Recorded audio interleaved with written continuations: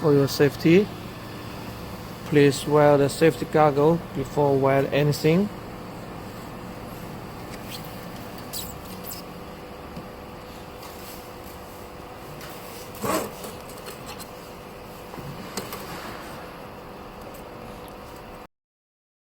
Please hold it and at a 45 degree and trigger.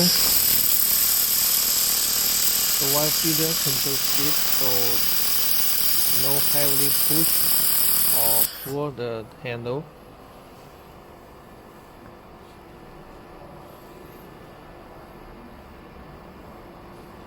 Now we can see the